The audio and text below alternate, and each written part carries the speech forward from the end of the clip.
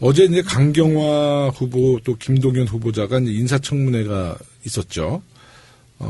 어제 오늘은 이제 김희수 헌재소장 후보자의 청문회가 오늘까지 진행 중인 거죠. 지금 이 시간에도. 세 분 중에 가장 야당의 공격을 받은 분을 누구라고 생각하세요?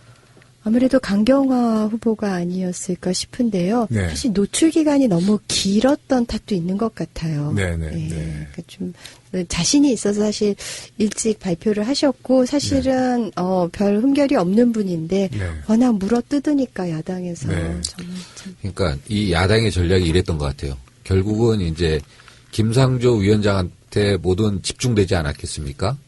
이번 탄핵에 네. 저는 원인이 네. 저는 이게 정경유착이다. 네. 예. 정경유착의 이번 탄핵이 본질이다. 네. 이렇게 네. 생각하는데 이런 부분에 있어서 재벌개혁 이런 것을 가장 힘있게 할 수 있는 후보, 예비 후보. 네. 이게 이제 김상조 위원장 예비 이제 후보라고 그래야 되나요? 네. 후보신데 네.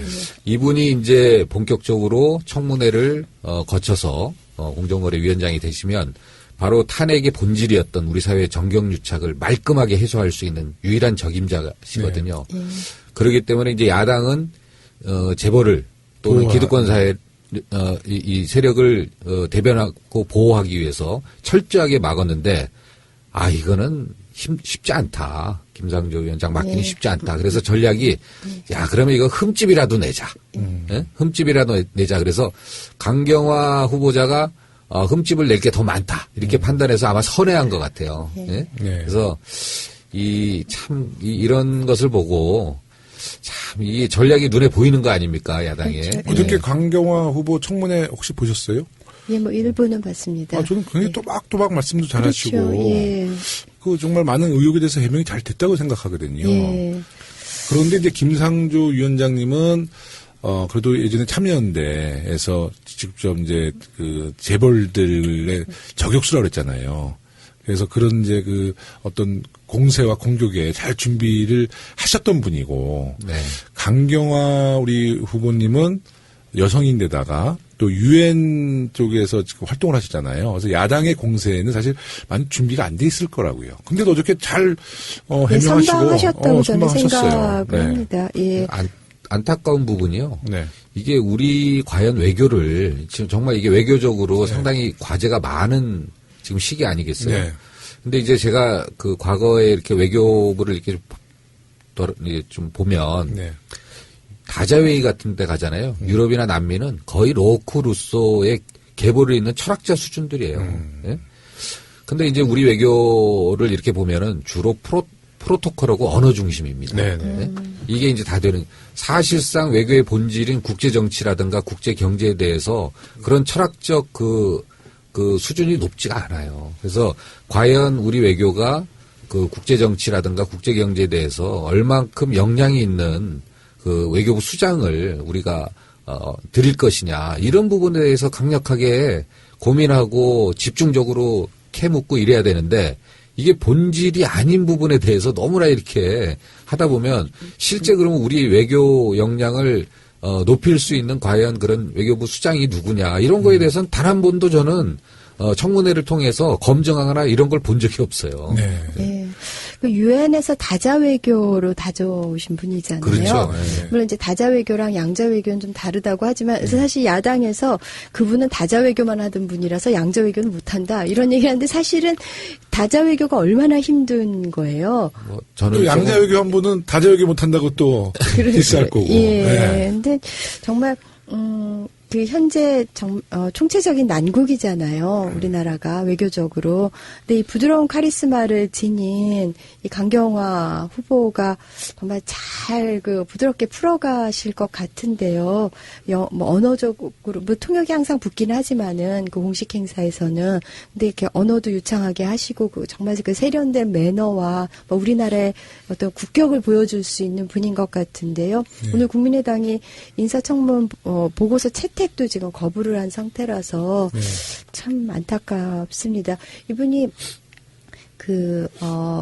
그 일본군 위안부 피해자들께서 계신 그 남룸의 집에도 방문하셨죠. 방문을 하셨고 그 할머님들께서도 이 지지 선언을 하셨고 사실 여성계에서도 굉장히 광범위하게 지지 선언을 했었거든요. 참 잘 됐으면 좋겠습니다. 근데 지금 청와대에서는 고민이 굉장히 많겠어요. 그렇죠. 네. 그리고 야당은 이제 우리 얼굴을 좀 세우려면 하나 정도는 낙마시켜야 되는 거 아니냐 그러고 이제 기를 쓰고 나오는 건데요. 근데 야당이 국민 여론을 들어야지. 그렇죠. 네. 예. 벌써 까먹은 거죠. 네. 네. 그 지지율 더 떨어진다니까요. 근데 그래도 그나마 네. 그 소신 발언하는 분들이 좀 나와서요. 그 바른정당 김용태 의원이 네, 네. 오늘 아침 방송에 나와서 네. 이 유리천장을 뚫은 그런 네. 파격 인사로 지켜주자 이런 얘기들을 했거든요. 근데 이제 청문회가 이제 총리와 달리 이제 사실 외교부 장관은 그냥 임명하면 국회 되죠. 표결이 없잖아요. 네, 그러니까 그래서 대통령의 그냥 고민은 더 커질 수밖에 없을 것 같아요. 강행을 하셔도 되죠, 당연히. 그런데 이제 그랬을 경우는 이제 우리가 추경을 또 레버리지로 해서 또 다른 그 대여 강경 투쟁을 하겠다고 나오니까 이제 거기서 또 야당이 또 쓸 카드가 있는 거잖아요. 추경 발목 잡으면 되고 이런 식이니까 지금 근데 참 이 정도 쉽지 않을 것 되면 같습니다. 정말 반성하는 의미에서라도 좀 그 야당이 좀 반성하는 자세를 보여야 되는데. 예, 일단 이제 국무회의가 성립이 될 때까지 정도는 이제 서포트를 해줘야 되고요. 또 허니문 기간이라는 것도 있잖아요. 네. 야성을 발휘할 때 좀 이따 가서 하더라도 지금은 좀 협치 통 크게 좀 협조를 해줬으면 좋겠습니다. 그러니까 뭐 치명적인 흠집이 있다 그러면 저희가 여당이지만 저희가 뭐 그렇다고 해서 뭐 보호하지는 않지 않습니까? 그렇죠. 우리 당 의원님들이. 근데 실제로 많은 부분이 해명됐음에도 불구하고 또 아주 위중한 시기에 외교부 장관이라는 아주 중책을 우리가 빨리 이제 중책을 맡은 강경화 후보가 빨리 장관으로 선임이 돼야지 이제 4대 강국 외교부터 대한민국의 이제 위상을 다시 한번 올릴 수 있는데 한미 정상회담도 지금 있고 그렇기 때문에 그럼요. 빨리 그 수장이 결정이 돼야 되겠죠. 여당일 때도 무책임하고 야당일 때는 더 무책임하고. 맞아요. 네. 지금 또 최근에는 이제 청문회를 직접 보신 국민들이 청문회에 대한 문제 제기도 좀 하고 계세요. 청문회가 좀 너무 신상풀이고 예, 좀 이제 어떤 좀 좋은 방향으로 좀 개선돼야 될 것 같은데 뭐 좋은 뭐 개선된 방향 혹시 생각해 보신 적 있으세요? 글쎄 뭐 예전부터 뭐 미국식으로 하자 그 신상에 대한 것 개인적인 차원의 것들은 이제 비공개로 하고 네. 정책 검증만 공개로 하자 그런 얘기들이 나왔는데 글쎄요 인사청문회법 같은 거를 개정해야 되고 하는 문제죠. 네. 좀 그리고 그 청문회에 임하는 그 국회의원들 네. 이분들이 그 실제 업무에 대해서 그 깊은 관심이라든가 이해가 없지 않나라고 싶을 정도로 네. 그 외교부 장관이고 공정거래위원장이면 이런 일들을 해야 되는데 뭐 이런 걸 좀 본질적인 것을 물어봐야 되는데 네. 이제 그렇지 않단 말이에요. 네. 그래서 그 물론 이제 저 관료로서의 그 도덕성 네. 이제 이런 거 매우 중요하죠. 네. 그렇지만 그보다 더 중요한 것은 과연 이렇게 어려운 시기에 어려운 과제들이 산적해 있는데 이것들을 어떻게 풀어갈 것이냐라는 어떻게 저희 면접 보면 그 회사 같은 데 보면 압박 면접을 하잖아요. 네. 압박 면접.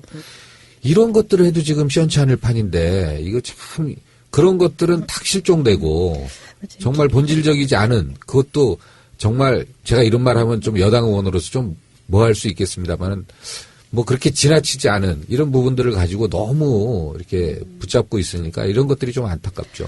예, 근데 김상조 그 후보자 청문회를 보면은 정말 이제 야당 의원들이 굉장히 비본질적인 지엽적인 것을 갖고 물고 늘어졌잖아요.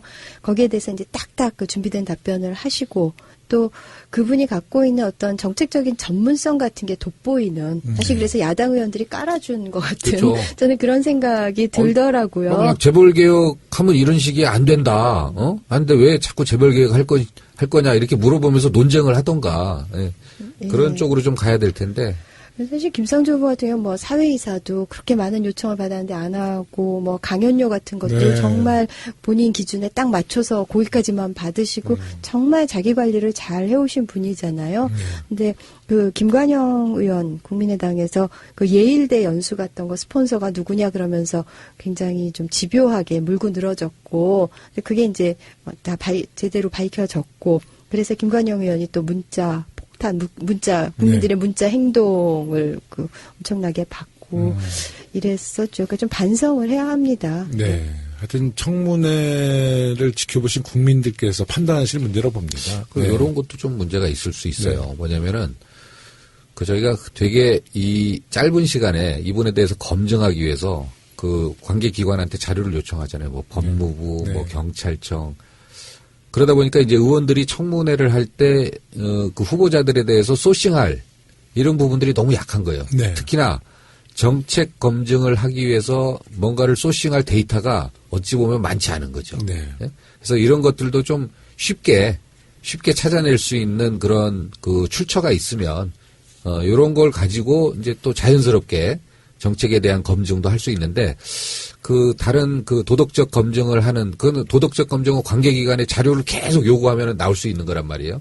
근데 이제 정책이라든가 이런 부분에 있어서 검증하기 위해서 자료를 소싱할 때는 어떻게 보면 조금 이것은 좀 노력하지 않으면 좀 불분명할 수도 있어요. 네. 그래서 이런 부분들에 대해서 그 데이터라든가 자료가 조금 쉽게 구할 수 있어야 되는데 네. 그렇지 못한 부분도 한계가 있다. 네. 이런 얘기도 하고 어저께 싶습니다. SNS 쪽 보니까 이제 그 외통위에서 강경화 후보에 대한 이제 청문회를 했잖아요. 근데 SNS 상에는 이제 자유한국당 의원님들 그 리스트가 쭉 있더라고요. 과연 당신들은 탈세, 탈루, 위장 전입에 자유롭냐? 뭐 이런 SNS에 제가 쓴 거 아니에요. 네. 제가 쓴 거 아니고 이제 국민들이 이제 그렇게 또 이렇게 문제 제기를 하더라고요. 예. 아까 모두의 네. 그 황 의원님께서 이렇게 말씀하셨는데 이 네이밍 자체가 너무 이제 좀 그 심각하고 굉장히 그 부정적인 뉘앙스로 들리잖아요. 네. 그 5대 비리가 비리가 병역 면탈, 배제 원칙. 예, 배제 원칙. 부동산 투기, 세금 탈루, 위장 전입, 논문 표절. 정말로 이 아주 사소한 비슷한 아주 마이너한 것인데 그냥 이런 이름을 붙여버리는 순간 그냥 위장 전입, 네, 뭐 그렇죠. 병역 면탈 뭐 이렇게 붙여버리는 순간 위장전입 A급, 위장전입 B급 뭐 이래야 되는데. 네, 그런 순간 정말로 이건 정말 범법자처럼 이렇게 네, 느껴지는 맞습니다. 그런 엄청난 그런 그 표현들이라서요. 참. 그리고 어저께 그 청문회 보니까 김무성 의원이 안 보이더라고요. 근데 확인해 보니까 아프리카 출장을 갔대. 왜 안 나왔을까? 거기 노룩 청문회인가? 요새 이제 국민들로부터 비판받으니까 이제 그 예전에 벌써 이미 일정이 잡혀서 가방 한번 더 밀라고. 아프리카에 가셨다는데 아마 이번에 김무성 의원 이제 귀국할 때 많은 취재진들이 갈 것 같아 다시. 그때는 제가 볼 때 직접 들고 나오실 것 같아요. 네, 청문회 이야기는 이제 여기서 마무리를 짓고요. 또 최근에 가장 또 핫한 이슈죠. 정말 말도 안 되는 얘기였지만 이제 사드 관련된 이야기입니다. 사드 추가 반입에 대한 보고 누락 사건. 네.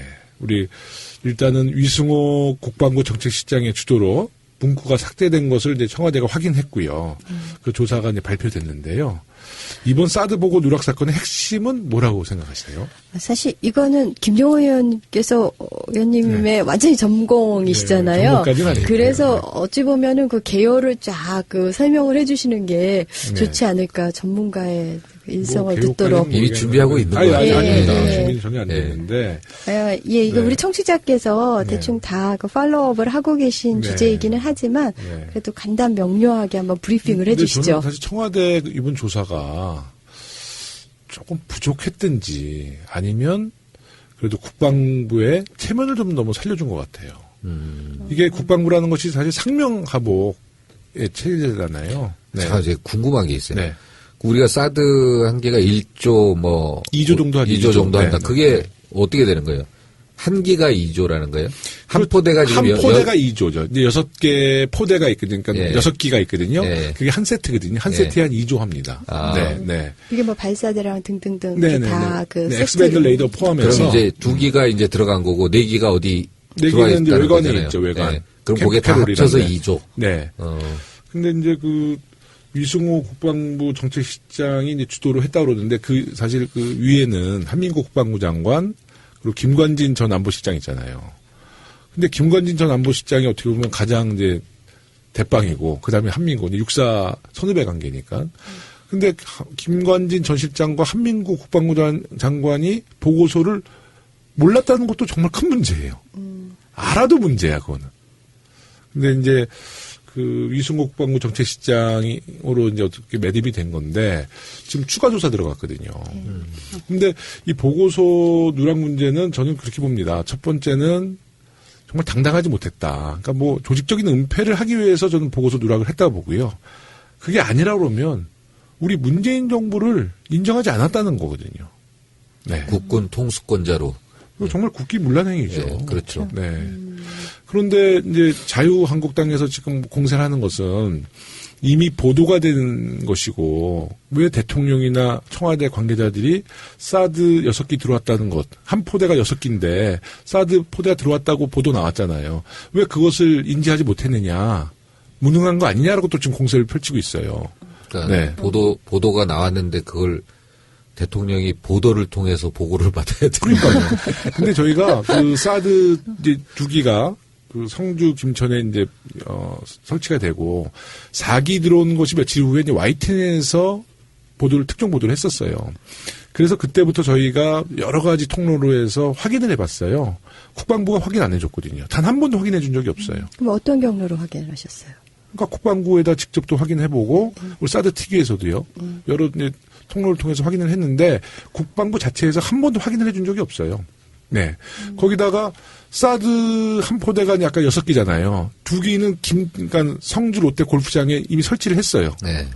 그러면 자유한국당의 논리대로라면 6기를 다 성주 골프장에 설치를 했어야 되거든요. 그렇죠. 근데 2기는 설치를 하고 4기는 보관하고 있거든요. 그럼 확인을 안 해주니까 청와대 문재인 대통령도 보도는 접할 수 있었겠죠, 예전에.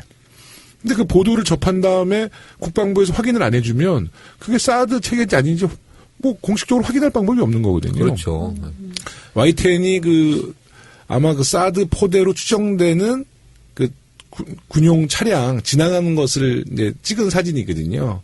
그 기자도 그게 추측 보도인 거죠. 사드 포대로 보인다는 것이지 그 안에 뭐가 들어온 건 기자도 몰랐던 거죠.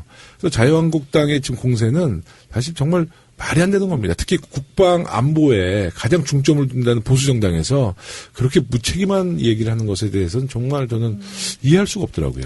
네. 사드 선생님, 사드 전문가 분께 이번에 그 독사회 얘기가 많이 네. 나오잖아요. 네. 독일 사관학교로 연수를 갔던. 근데 이 군인 조직이니까 독사회 그러니까 예. 다 그게 무슨 정말 그 뱀인 줄 알아. 독사. 무서운 사람들이 모임인 줄 알더라고요. 네. 정말 이 독사회랑 좀 연관이 깊은 건가요? 김관진 휘하의? 네, 그거는 군 관계자들의 제가 한번 직접 한번 얘기를 들어봤는데 독사회는 특히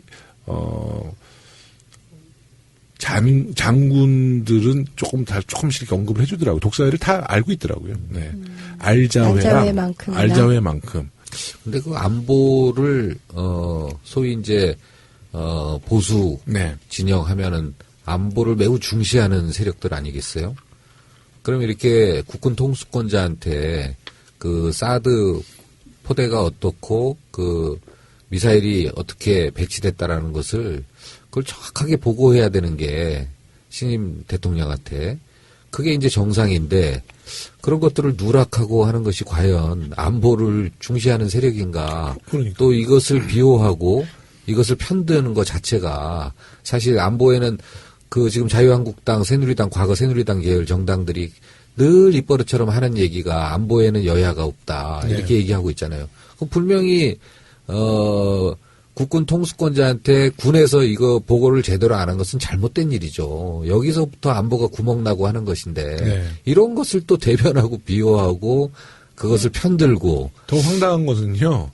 황교안 권한대행한테는 보고했다는 거예요. 그러니까요. 예. 그리고 이제 만약에 대통령께서 사드 추가 반입 4기를 인지하고 있더라도 새로운 정부가 들어오면 그건 당연히 보고할 사항이죠. 그렇죠. 뭐 기본이죠. 그건 기본이죠. 그리고 한미 정상회담을 지금 코앞에 두고 있는데 왜냐하면 주요 의제가 사드 문제가 될 수 있거든요. 북핵 문제랑. 그러면 국방부에서는 당연히 보고를 해서 그것에 대한 한미 정상회담에 대한 좀 준비를 해줬어야 되는 거 아니에요? 근데 한민구 국방부 장관이 안보실장이랑 그때 오찬인가요? 하면서 사드 4기가 반입됐다면서요? 그랬더니 뭐라 그랬죠?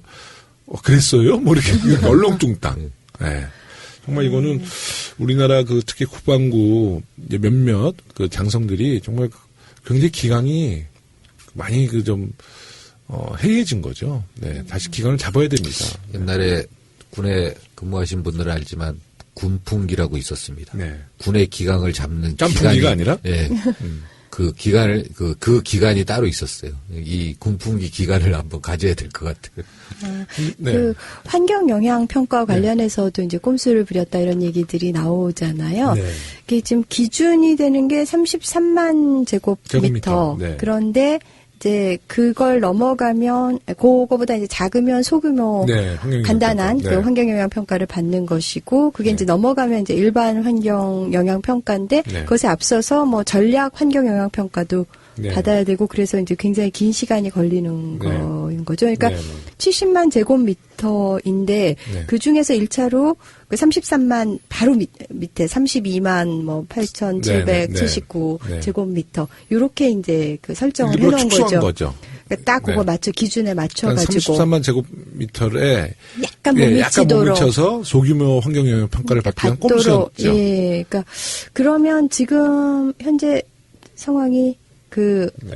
70만 전체로 보고 그 일반 환경영향 평가, 뭐 전략 환경영향 평가 이런 쪽으로 가는 건가요? 그런데 대통령은 이제 처음부터 네. 그런 민주적인 절차를 밟아라. 그리고 네.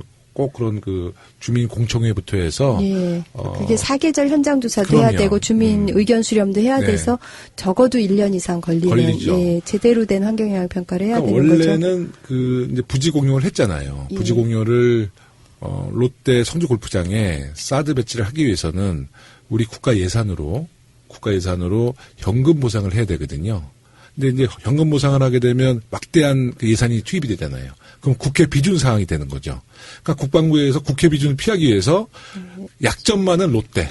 예? 그때 신동민 회장이 지금 조사받고 있잖아요, 검찰에.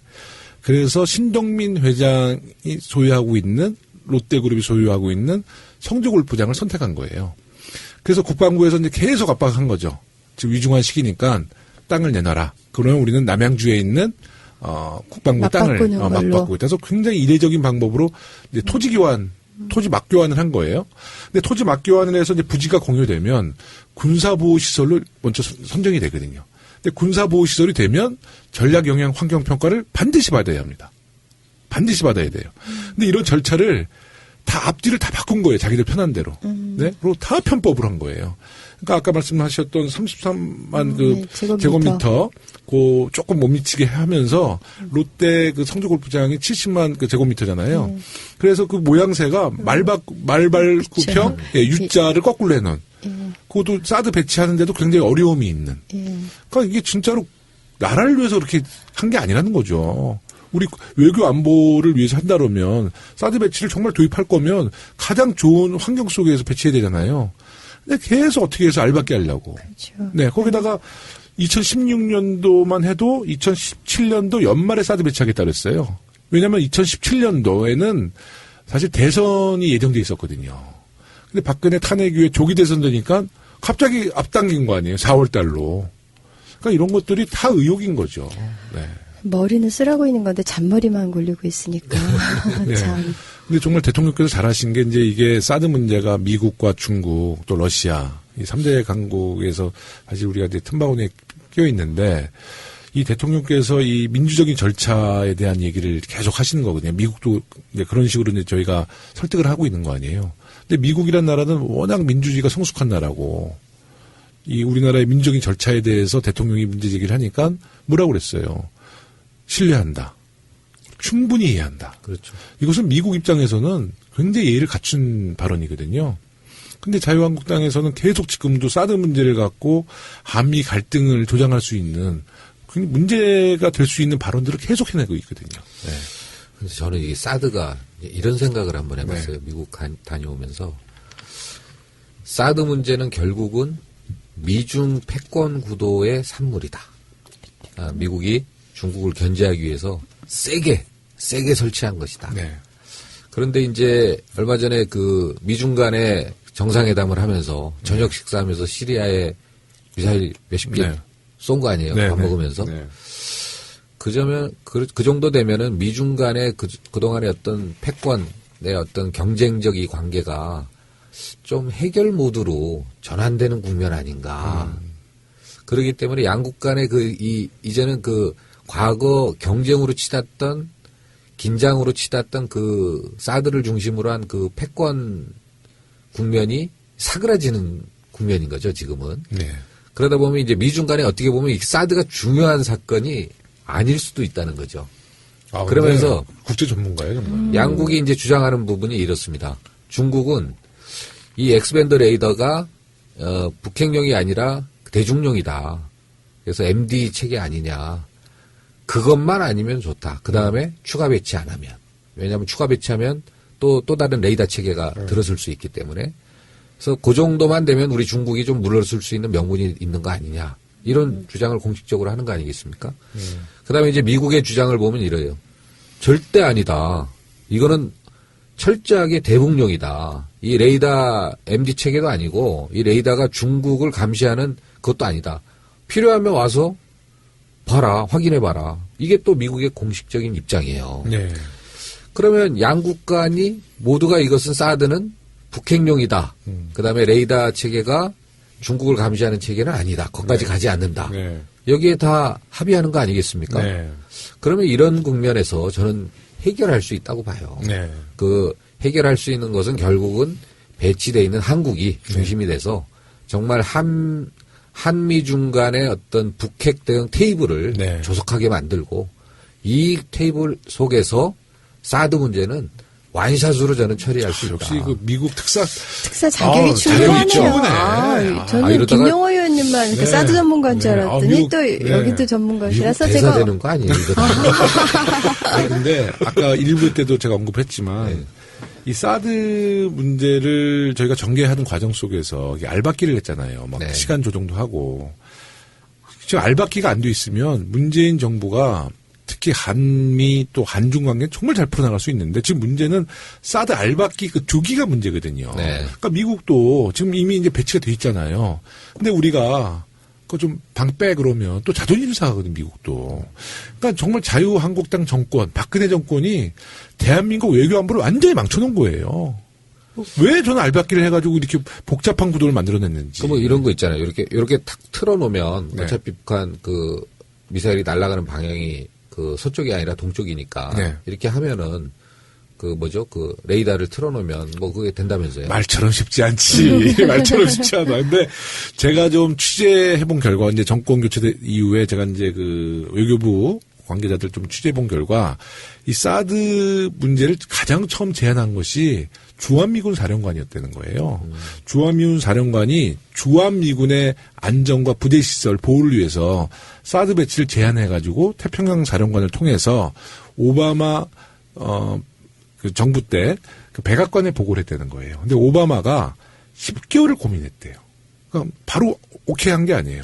10개월 고민 중에 딱 가장 큰 고민 두 가지가 첫 번째는 사드를 배치하게 되면 미중 갈등이 시작된다. 그 부담이 컸던 거고 두 번째는 미국에도 사드 포대가 4개밖에 없어요.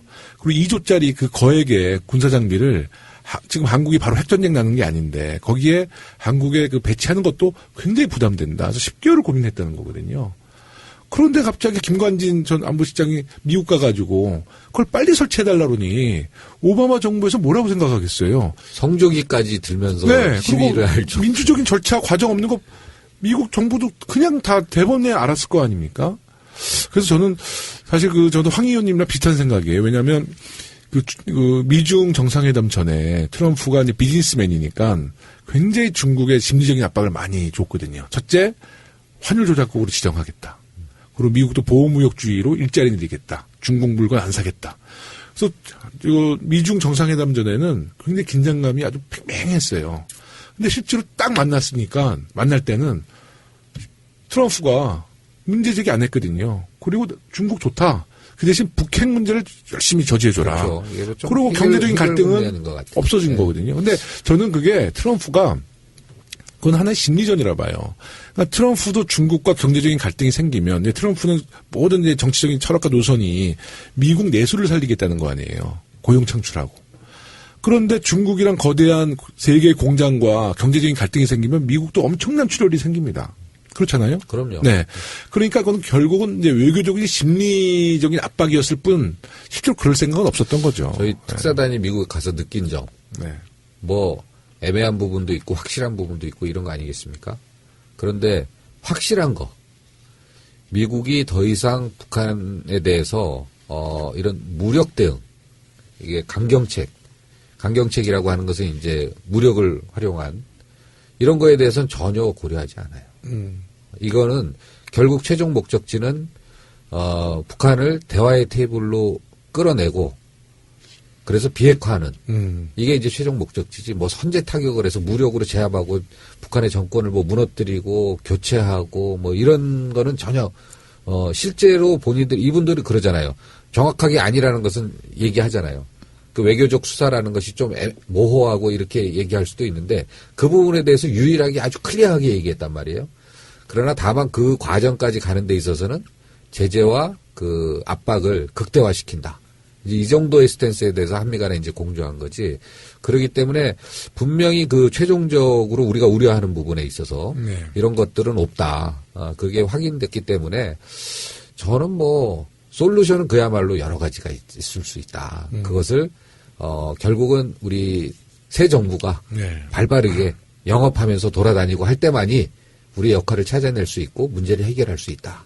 그래서 그런 의미에서 그 4강에 그 취임하자마자 열흘 만에 이렇게 그 특사단을 파견하고 이런 것은 정말 잘 되고 잘한 조처다. 저는 이렇게 생각하고 그 있어요. 선제 타격 문제도 지난해 이제 탄핵 정국에서부터 선제 타격 얘기가 나왔거든요. 네. 이제 국정 공백이 생기면서. 그래서 올 4월까지 선제 타격 얘기가 나왔잖아요.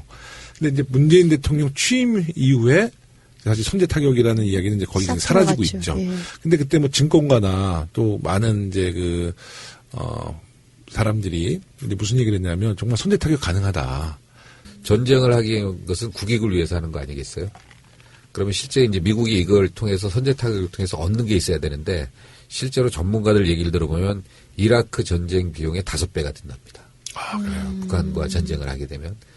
그리고 여러 가지 중국과의 문제도 있고 일본과의 문제도 있고 어떻게 보면 동북아 쪽, 아시아 쪽, 동아시아 쪽 경제권이 상당히 그 긴장감이 높아지면서 네. 무너지는 꼴이 되잖아요. 이 부분에 대해서 여러 그 한국을 한반도를 둘러싼 주변국들이 이런 부분에 대해서는 허용하지 않는다. 이걸 이미 않는다. 알고 있어요. 그렇기 때문에 실제 그 북한과의 그 강도 높은 그런 무력적 충돌 이런 것은 사실은 어떻게 보면 없다고 봐야 됩니다. 상식적으로 보면. 두 분 전문가들한테 제가 공부를 아주 많이 하네요. 어디 저는 참고로 도시공학 전공했습니다. 아, 근데 이 뭐 한미 관계, 사드 네. 그냥 다들 고견들을 피력해 주시니까 공부되고 너무 좋습니다. 지금 미국 측과는 그래도 미국 다녀오시고 계속 충분하게 대화가 되고 있죠. 정의용 안보실장도 미국 다녀오셨고. 그렇죠. 네. 네. 그 정상회담도 6월 말에. 사실 가장 답답한 게 아마 미국 쪽에서는 그 한국의 새로운 정부, 문재인 정부가 흔히들 이제 얘기하는 뭐 좌파 정부니 뭐 아니면 친중국적이고 친북적이다 뭐 이런 이야기들이 많았을 거 아니에요. 네. 이제 그런 걸 떠나서 과연 그 새로운 정부의 스탠스가 어떤 거냐 이런 것에 대해서 상당히 궁금해 했었거든요. 그러나 이제 문재인 대통령이 어떻게 보면은 그 부모님들이 흥남부도에서 탈출한 실향민. 이거는 뭔가 어떻게 보면은 어떤 이미지냐면 북한 정권이 싫어서 이게 탈출한 그런 패밀리 아니겠어요? 예. 이제 이런 부분들 거기다 공수특전단. 그 공수특전단. 그리고 이제 제가 이제 이런 이야기도 했죠. 이번 대선의 가장 큰 특징 중에 하나가 흔히 안보에 있어서 대한민국 사회에서는 보수 진영의 전유물이었다. 그러나 이번 선거를 자세히 보시면 알겠지만 안보에 대한 솔루션이 보수와 진보 간에 큰 차이가 없는 선거다. 이렇게 설명을 하고 그 여러 가지 측면에서 이제 충분히 설명을 하니까 미국 행정부에서 상당히 이해하고 공감하는 그 그런 애국, 분위기였습니다. 산업화 이런 얘기를 네. 현충일 그 추념식에서 네. 이렇게 연설을 통해서 하셨잖아요. 네. 그러니까 그래서 그러니까 일단 뭐 안보에 대해서 이미 신뢰감을 쌓아오기도 하셨지만은 그렇게 애국, 산업화, 통합 이런 것들을 그런 일련의 그 기념식, 추도식, 친념식에서 이렇게 말씀을 하시니까 그 보수층에서도 참 공감도가 높아지는 것 같고요. 사실 그런 대통령 연설이라는 게 저희 대국민 메시지잖아요. 그래서 저는 그런 보수의 전유물이었던 것 같은 그런 단어들이 문 대통령님의 입을 통해서 나오면서 정말 어떤 살아있는 그런 단어로 우리 가슴속에 와닿는 게 참 훈훈한 경험인 것 같아요. 근데 맞습니다. 대통령 그 추념사건은 이제 얼개 잡고 거기에 어떤 사고 철학을 담는가는 이제 문재인 대통령께서 이제 직접 결정을 하시지만은 마지막 그런 어떤 언어적인 그런 표현은 그 신동호 연설비서관이 네. 담당을 하고 있다는데 그분이 시인이라고 시인이기도 그러세요. 하더라고요. 근데, 거기도 이제 운동권이셨잖아요. 네. 그래서 임종석 그 청와대 비서실장이나 우상호, 송영길 네. 의원님하고 이제 같은 그런 출신이신데 그분은 이제 문화 쪽을 담당하셨던 분이고, 네. 그래서, 근데 그 신동호 비서관에 대한 이제 언론의 관심이 쏟아지니까 그분이, 그러니까 연설문의 최종 작성자는 대통령이고 나는 참모일 뿐이다. 그러면서 맞아요. 이제 애써서 언론은 이제 기피하고 계시기는 하는데 그분도 굉장히 멋진 분 같아요. 문재인 대통령 주변에 있는 분들은 다 멋진 것 같습니다. 네, 맞습니다. 근데 갑자기 사드 얘기다가 갑자기 왜 물타기를 하셨지? 네, 근데 사드 문제는 이제 저희가 이제 이미 언급했으니까 좀 마무리를 좀 지면, 국방부가 이제 왜 이렇게 꼼수를 부리면서까지 이것을 이제 강행했는지, 또 이런 절차상의 문제, 이런 것에 대해서 진상조사는 이루어져야 된다고 보시나요? 저희 사드 특위에서는 지금 청문회를 추진하겠다라고 했는데, 우리 박경미 의원님은 어떻게 생각하세요? 청문회 이 정도 사안에서는 이 정도 중차대한 사안에 대해서는 해야 되지 않을까요? 네. 이걸 청문회 안 하면 어떤 사안을 하겠어요? 네, 황 의원님. 근데 저쪽에서 받아줘야 하는 거죠? 네, 맞습니다. 미국에 가서 이제 그런 이야기 했죠.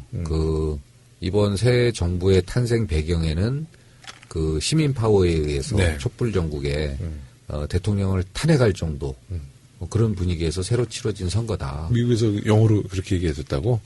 한국말로. 그랬더니 그러기 때문에 이 문재인 대통령은 전 정권에서 행해진 여러 가지 국민적 의혹들에 대해서 해소할 의무가 있다. 네. 그렇기 때문에 사드 철회 아니냐 이런 걸 떠나서 사드가 이렇게 배치된 거에 대해서는 절차적 문제에 대해서는 충분히 국회에서 논의를 해야 된다. 네. 비준동의라는 말이 이거잖아요. 비준은 대통령한테 권한이 있는 거고요. 네. 그것을 동의하느냐 안 하느냐는 이제 의회에 있는 건데. 그래서 이런 부분에 대해서 당연히 의회주의인 미국 행정부 입장에서는 당연히 공감하고 이해하는 그런 분위기였죠. 그다음에 사실 그런 부분도 있을 거예요. 가령 이제 FTA를 어느 정권에서 체결했는데 그 다음 정권에서 그걸 뒤집는다. 또 이것도 있을 수 없는 일이잖아요. 네네. 그렇기 때문에 그게 정부 간 협약을 맺은 그런 거에 대해서는 그렇게 쉽지 않을 거다. 그럼요. 네. 그럼에도 불구하고 국회에서 논의된 결과 이런 것들은 철저하게 한미 공조의 기반 위에 반영이 돼도 반영이 될 것이다. 이렇게 이야기를 했더니 충분히 그 부분에 대해서는 이해하고 공감한다. 이런 반응이었습니다. 네. 하여튼 사드 문제는 이제 새로운 국방부 장관, 외교부 장관, 환경부 장관, 기재부 장관이 이제 임명되면 아마 국회 차원에서 여러 가지 의혹에 대해서 이제 자료 요청하면 아마 우리 정부는 이제 자료를 좀 투명하게 공개할 것 같아요. 그래서 하나하나 저희가 이제 풀어나가면서 그 안에 부정이 있었는지, 비리가 있었는지, 만약에 그런 게 확인이 되면 이제 국민 여러분들도 그것에 대한 의혹을 국회에서 풀라고 또 명령을 내리시겠죠. 그렇게 되면 이제 청문회가 아마 야당에서도 거부할 수 없을 정도로 아마 새로운 국면을 통해서 청문회도 추진할 수 있다고 봅니다. 근데 저희가 또 한 가지 조금 간과하지 말아야 될 부분은 그럼 우리가 사드에 대해서 왜 부정적인 의견을 갖는 쪽에서는 왜 사드에 대해서 부정적인 영향을 가졌냐라고 생각해 볼 필요가 있잖아요. 그냥 마냥 반대하고 찬성하고 이런 게 아니라 그것은 결국 한반도가 분쟁 지역화가 되는 것을 막기 위한 거거든요. 여러 가지 무기 체계가 들어오고 할 수 있잖아요. 그럼에도 불구하고 사드에 대해서 민감한 이유는 한반도가 분쟁 지역화, 남북 간의 문제를 떠나서 미중 간의 문제, 또 한중 간의 문제 여러 가지 마치 그 화약고 같은 분쟁 지역이 되는 것을 회피하기 위한 우리의 노력인데 그런 전반적인 걸로 봤을 때 그 미국과 중국 간의 그런 긴장 관계가 다소 이제 화해 국면으로 이제 돌아서고 남는 것은 이제 남북 간의 문제라든가 네, 북한의 네. 핵 개발 문제 이런 것들만 남았기 때문에 네. 저는 솔루션은 명확하고 매우 어렵지 않다. 네, 네. 이제 저는 이렇게 생각하고 있습니다. 저도 이제 사드 문제는 이제 마지막으로 좀 말씀드리자면 첫 번째는 군사적인 실효성이 있느냐 없느냐. 우리 대한민국의 국민의 안전과 생명을 지킬 수 있는 무기 체계냐 아니냐. 근데 미국에서조차도 사드는 아직 실전 배치가 됐던 무기 체계가 아니에요. 그러니까 로키드 마틴사에서는 100%의 요격률이라고 그러지만 또 많은 군사학자들은 15%의 요격률이라고 그래요. 그러니까 검증 문제를 한번 저희가 따져볼 필요가 있고요. 두 번째는 그 얼마 전에 JTBC에서 보도했던 김관진 장군의 FX 사업.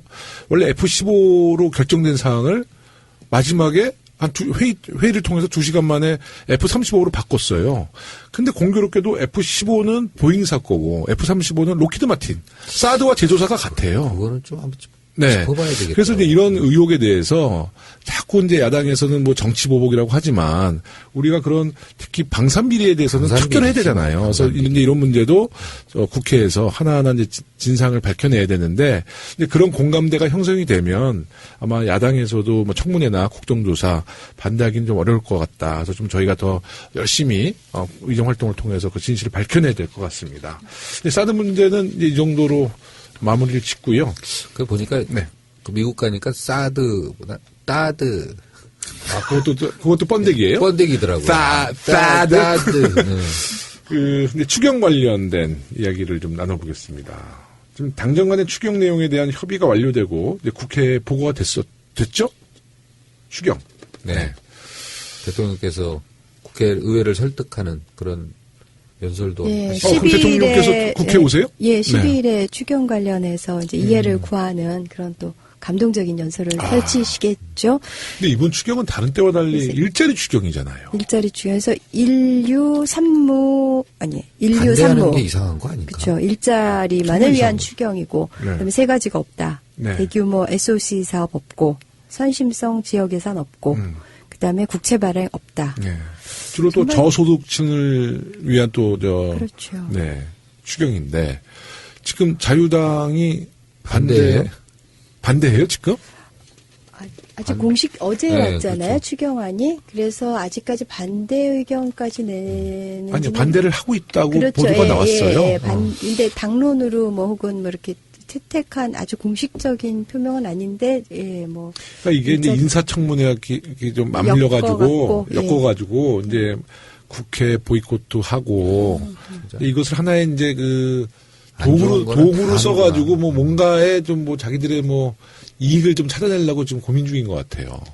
근데 일자리 창출을 하겠다는데 그것도 주로 이제 저소득층을 위한 일자리 창출인데 야당이 서민 정책을 반대하는 것이 야당이에요? 아니, 재벌개혁하자는데 공정거래위원장 반대하잖아. 아니, 그러니까 저쪽 당은 이제 뭐 재벌들을 좀 지켜주려는 마음들이 있으니까 뭐 김상조 공정거래위원장 반대하는 것은 저 당의 이제 정체성이라서 한편으로는 이해는 가요. 근데 정말 이건 국민의 삶의 문제인데 어떻게 반대를 할 수 있죠? 깝깝하네 진짜. 알면서 왜 물어봐요, 자꾸. 그래서 대통령께서 이제 직접 시정연설을 통해서 야당 설득하겠다는 거잖아요. 네.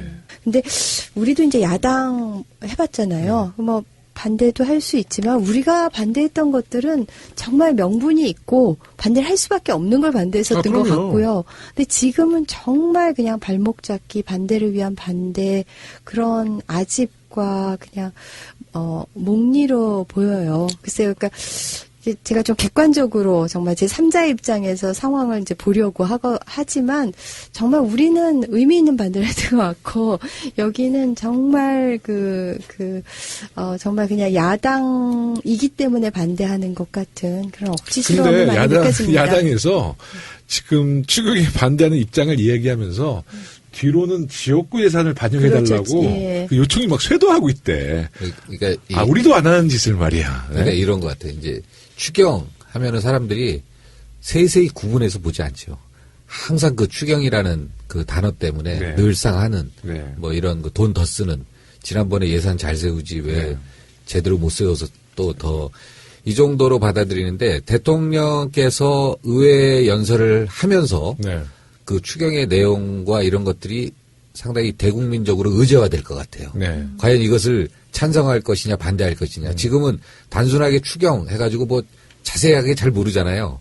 그러나 이제 대통령이 의회 연설을 함으로써 이제 드러나게 될 것 같아요. 네. 그러면은 야당에서 이거에 대해서 반대하기 쉽지 않을 거예요. 그리고 국민의힘으로 추경도 통과시키고 그래야 될 것 같아요. 우리가 예, 이제는 정말 뭐 그런, 예. 국민들이 다 움직여줘서 근데, 네. 추경 협상 관련돼서는 그래도 원내 부대표님께서 어떻게 야당을 설득해 나가시겠습니까?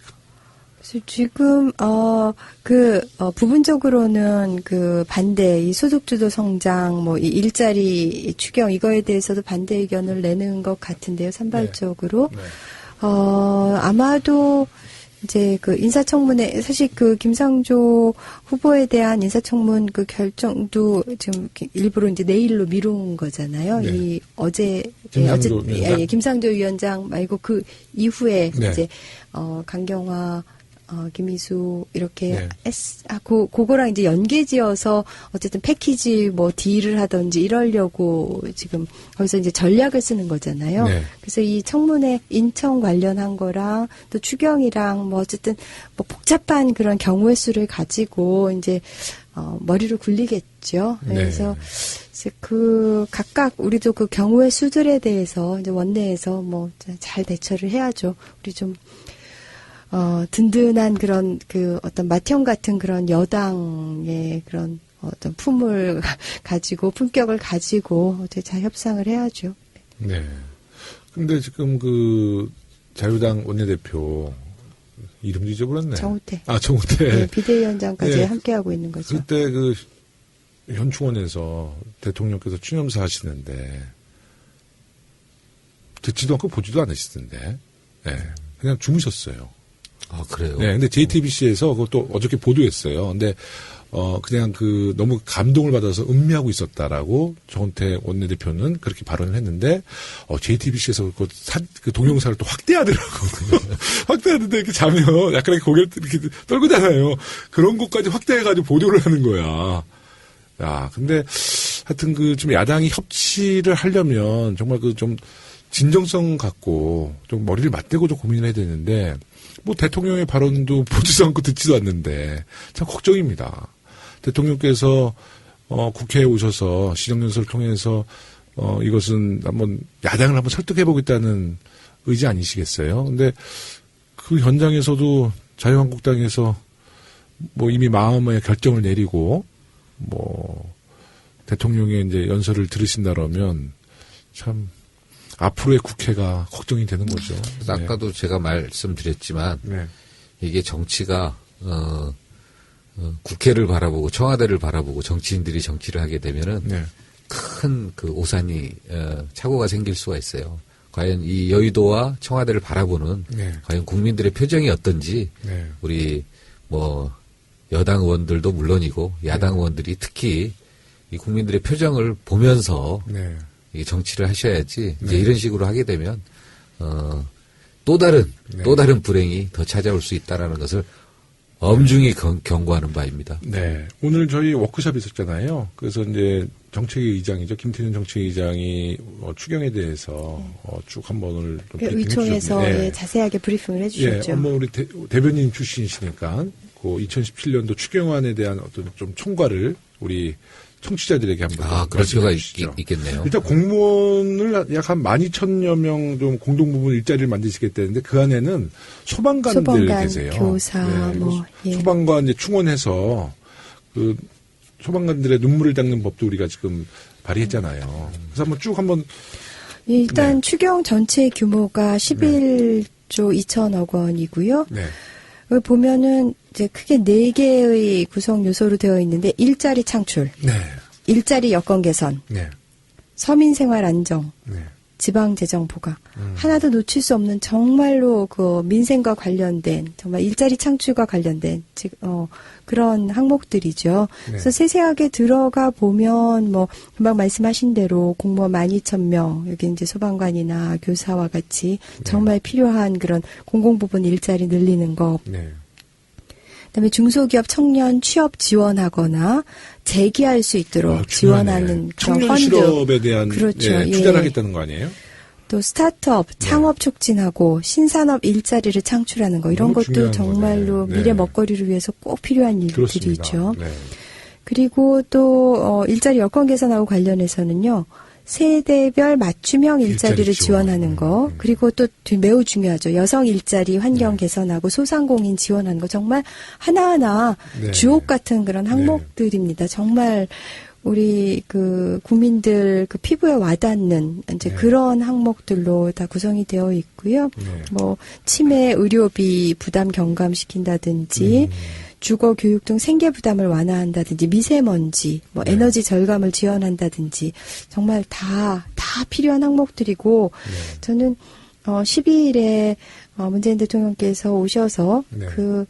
글쎄요, 벽창호 같은 야당 의원들은 설득을 못 시키실 수도 있지만 그 마음이 국민들한테 전달이 되고 국민들의 여론이 이제 비등해져야죠. 이 네. 추경 정말 필요한 것이고 버릴 게 하나 없는 정말 알짜배기 추경이다. 정말 네. 절실한 추경이다. 막 그런 여론들이 들끓어서 그 야당이 굴복을 할 수밖에 없고 굴복이라기보다는 어쨌든 여기 이 좋은 뜻에 동의할 수밖에 없도록 그렇게 좀 순리대로 풀어갈 수 있지 않을까 네. 그런 좀 낙관적인 기대를 해봅니다. 이 안에는 어르신들 일자리도 있어요. 아니, 어르신들 이걸 일자리. 제가 보니까 네. 네. 이거 섣불리 야당이 반대했다간 그래서 이게 만약에 좌초될 위기다. 이거 광화문의 촛불이 분명히 다시 지금 등장하게 야당의 문제는 뭐냐면 네.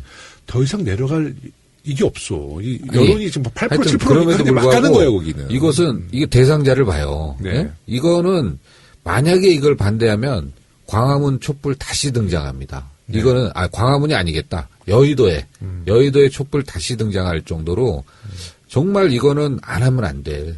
예? 그러니까 야당이 지금 떨어질 여론이 없다니까. 그러니까 야당이 막 한다니까. 왜 없어요? 더 지금 100 몇십 명이 있는데. 지금 8% 여론이 네. 8%니까요. 네. 그러니까 야당이 정말 이거는 꼭 협조해야 될 문제고 이건 정말 국민을 위해서는 반드시 처리해줘야 될 전에 문제다. 노무현 대통령을 우리가 두고 늘 그 국민들이 하는 얘기가 네. 우리는 그냥 노무현 대통령 당선시켜 놓으면 네. 그냥 그걸로 다 이제 끝날 줄 알았다. 네. 다 이렇게 해결하고 이럴 줄 알았는데 이번에 조금 달라졌어요. 이번 선거 때 등장한 이야기들이 뭐냐면 야 노무현 대통령 때 보니까 당선만 시킨다고 되는 일이 아니더라. 끝까지 지켜내야 되더라. 예. 그래서 그게 만만치 않을 것 같습니다. 이게 보면은. 제가 그 문재인 대통령 TV 토론회부터 지금까지 보면 상당히 인내심이 많은 대통령이세요. 인내심이 많은데 또 말씀도 별로 없어요. 말씀 많이 없죠. 그렇죠. 예. 근데 실천하는 대통령이야. 예. 말씀도 안 하고 그냥 그러니까 이런 것 실천하시더라고. 같아요. 네. 옆에서 보면 보통 이제 대통령 이제 정권이 창출하면 흔히 이제 부패와 무능을 얘기하잖아요. 네, 네. 부패 구조적으로 이거는 될 수가 없는. 이 문재인 대통령은 부패에 대해서는 구조적으로 왜냐하면 이제까지 살아온 그렇죠. 이분의 인생 이제 삶을 역전이지. 보면은 예. 이 부패는 구조적으로 불가능한 얘기고 무능도 문재인 대통령 후보 시절부터 입 밖으로 나온 이야기는 상당히 디테일해요. 네, 네. 광범위하고 많은 전문가들과 이미 상당한 논쟁과 토론을 거쳐서 나온 이야기이기 때문에 이게 변호사 특유의 이렇게 요번에 이제 특사단이 어떤 나라를 갔던 특사단은 결과 보고서를 내잖아요. 이게 몇 페이지로 축약해서 내잖아요. 이런 나라도 있어요. 아예 속기록을 다 드려라.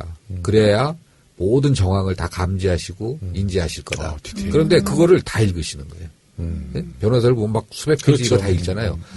그래서 이런 분이기 때문에 무능도 쉽지 않다. 예, 그래서 이 두 부분, 부패와 무능에 대해서 저는 정말 이런 것들에서는 충분히 능력을 발휘할 수 네. 무능하지도 않고 부패하지도 않고 네. 하여튼 그 추경 그 예산은 반드시 우리가 통과시켜야 되고 하여튼 야당에서도 좀 적극 협조해서 정말 우리 국민들이 지금 얼마나 허탈해 있습니까? 이거를 네. 야당에 나서서 막 솔선수범해서 이거 네. 통과시키면 8%에서 상당히 한 더블로 올라갈 것 같은데. 두 자릿수 갈 수 있을 것 같은데요. 야당 꼭 협조해 주시고 예. 협조해주면 우리가 박수 보내줄게요. 네. 네, 2부 마무리 할까요? 요거를 네. 또 우리 듣는 청취자 여러분께서는 네. 야당이 적극적으로 협조했을 때 한 네. 두 자릿수로 네. 한 3% 더 올려주시면 절대로 두 자리 10.1%까지만 올려주세요. 네, 그 정도로 좀 올려주시기 바라겠습니다. 아직 조금 더 혼나야 되거든요, 야당이. 네. 네. 이제 서당캐 17번째 방송 2부도 마칠 시간이 됐습니다. 마지막으로 못하신 말씀 있으면 한마디씩 하시죠. 저는 이제 전에 이제 민주정부 2기 네. 노무현 정부와 3기인 문재인 정부를 이렇게 비교하게 됩니다. 네, 노무현 정부는 구시대 막차. 그래서 저희가 그 당시 이제 1년이 지난 다음에 성과를 적어보려고 하는데 별로 성과가 없었어요. 네. 왜냐하면 이 토목공사는 성과가 아니에요. 네. 사람들은 그 위에 토목공사된 기반 위에 어떤 건물이 들었을지 이걸 기대하거든요. 네, 네. 그건 이게 구시대 막차이기 때문에 네, 또 네. 그렇게 또 말씀하셨고, 그 다음에 이제 이 새 시대 첫차란 말이에요. 건설을 치면 이제 새로운 어떤 건물이 들어오는 네. 거란 말이에요. 노무현 정부 때 1년보다 문재인 정부 30일이 성과가 많습니다. 그러니까 노무현 정부가 잘못됐다는 게 아니라 그 당시 노무현 대통령께서는 그렇게 말씀하셨어요. 네, 네. 구시대 막차이기 때문에 평지를 다지는 그런 네. 토목공사에 집중하겠다. 성과는 새시대 첫차가 네. 내야 된다. 네, 이렇게 네. 말씀하셨어요. 네. 그런 것처럼 이 새시대의 첫차 역할을 여실히 지금 하고 있다. 네. 문재인 정부, 민주정부 3기는 어마어마한 성과를 낼 수가 있다. 네. 그리고 그걸 우리가 목도하고 있다. 그래서 저도 상당히 기대가 크고요. 열심히 하도록 하겠습니다. 네, 고맙습니다. 는 이제 부지 공유를 했잖아요. 부지 공유를 롯데 성주 골프장에 사드 배치를 하기 위해서는 우리 국가 예산으로 현금 보상을 해야 되거든요. 근데 이제 현금 보상을 하게 되면 막대한 그 예산이 투입이 되잖아요. 그럼 국회 비준 사항이 되는 거죠. 그러니까 국방부에서 국회 비준을 피하기 위해서 약점 많은 롯데, 예? 그때 신동민 회장이 지금 조사받고 있잖아요, 검찰에. 그래서 신동민 회장이 소유하고 있는 롯데그룹이 소유하고 있는 성주골프장을 선택한 거예요. 그래서 국방부에서 이제 계속 압박한 거죠. 지금 위중한 시기니까 땅을 내놔라. 그러면 우리는 남양주에 있는 국방부 땅을 맞바꾸고 있다. 그래서 굉장히 이례적인 방법으로 이제 토지 맞교환을 한 거예요. 근데 토지 맞교환을 해서 이제 부지가 공유되면 군사보호시설로 먼저 선정이 되거든요. 근데 군사보호시설이 되면 전략영향환경평가를 반드시 받아야 합니다. 반드시 받아야 돼요. 근데 이런 절차를 다 앞뒤를 다 바꾼 거예요. 자기들 편한 대로. 네? 그리고 다 편법을 한 거예요. 그러니까 아까 말씀하셨던 33만 제곱미터 그 조금 못 미치게 하면서 롯데 그 성주 골프장이 70만 그 제곱미터잖아요. 그래서 그 모양새가 말발구평 U자를 거꾸로 해놓은. 그것도 사드 배치하는데도 굉장히 어려움이 있는. 그러니까 이게 진짜로 나라를 위해서 그렇게 한 게 아니라는 거죠. 우리 외교 안보를 위해서 한다면 사드 배치를 정말 도입할 거면 가장 좋은 환경 속에서 배치해야 되잖아요. 근데 계속 어떻게 해서 알받게 하려고. 그렇죠. 네, 거기다가 2016년도만 해도 2017년도 연말에 사드 배치하겠다 그랬어요. 왜냐하면 2017년도에는 사실 대선이 예정돼 있었거든요.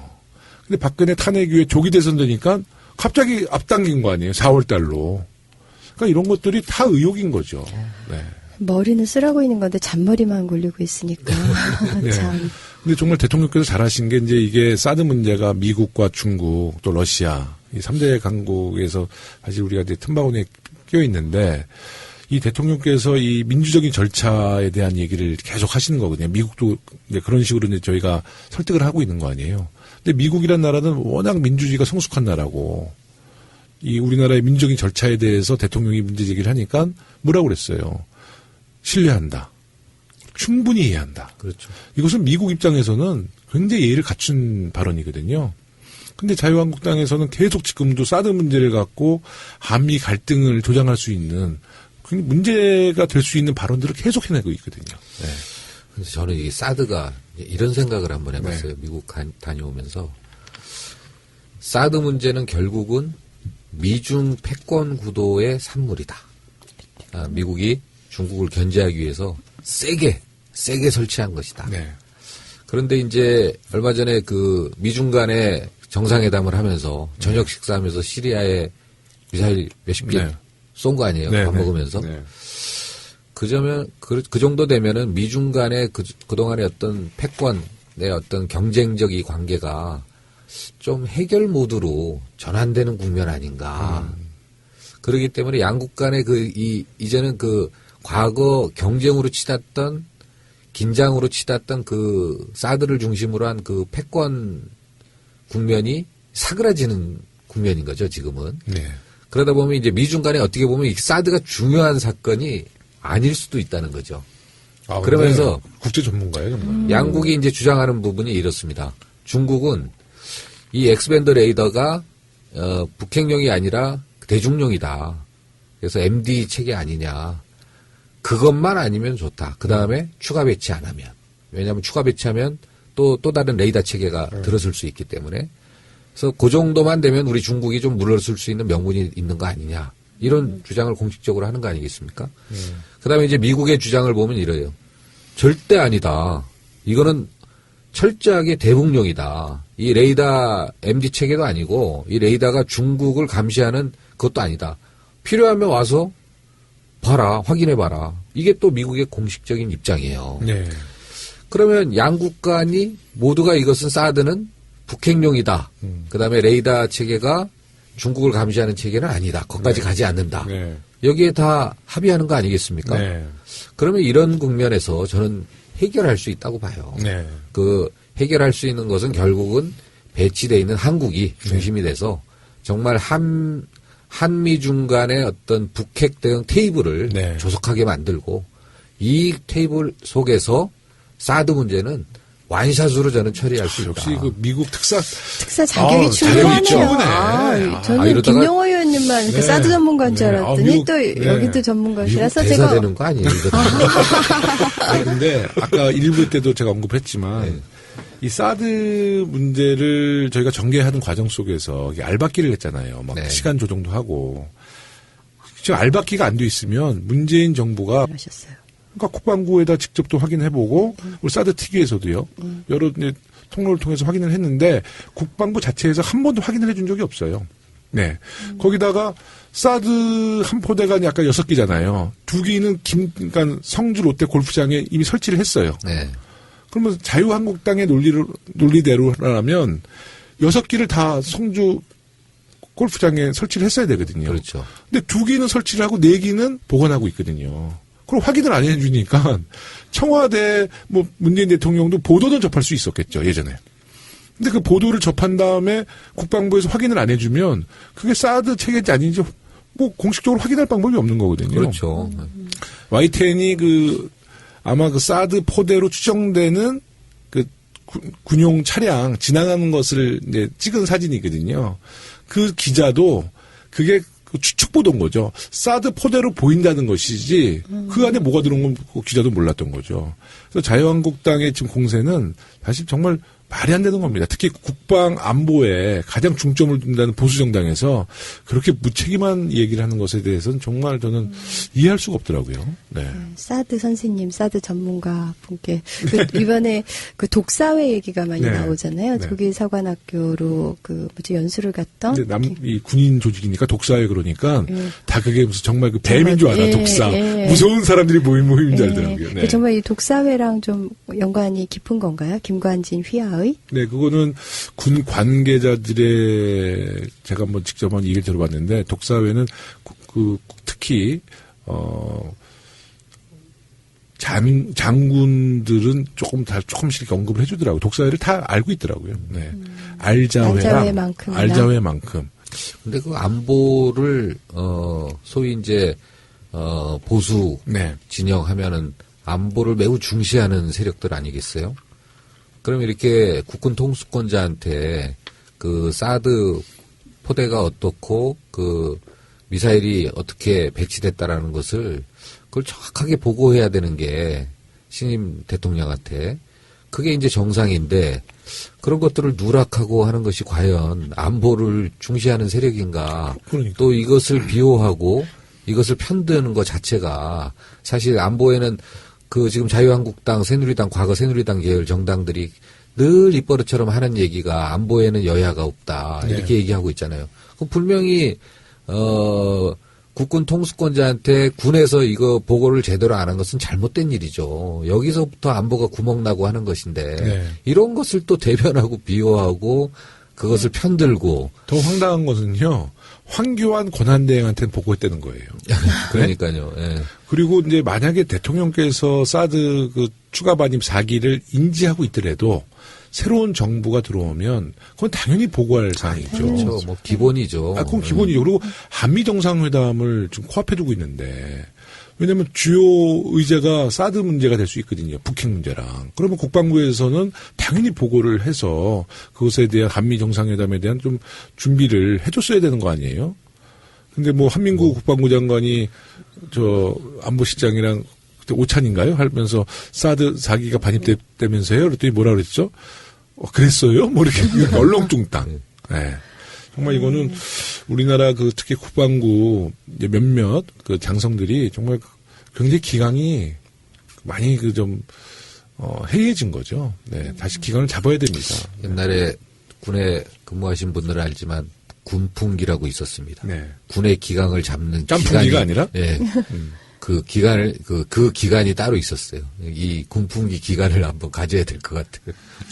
네. 그 환경 영향 평가 관련해서도 이제 꼼수를 부렸다 이런 얘기들이 나오잖아요. 네. 이게 지금 기준이 되는 게 33만 제곱미터. 네. 그런데 이제 그걸 넘어가면 그거보다 이제 작으면 소규모 네, 환경 간단한 평가. 그 네. 환경 영향 평가를 받는 것이고 그게 네. 이제 넘어가면 이제 일반 환경 영향 평가인데 네. 그것에 앞서서 뭐 전략 환경 영향 평가도 네. 받아야 되고 그래서 이제 굉장히 긴 시간이 걸리는 네. 거인 거죠. 그러니까 네, 네. 70만 제곱미터인데 네. 그 중에서 1차로 그 33만 바로 밑에 32만 뭐 8,779 네, 네. 제곱미터 요렇게 이제 그 설정을 일부러 해놓은 축소한 거죠. 거죠.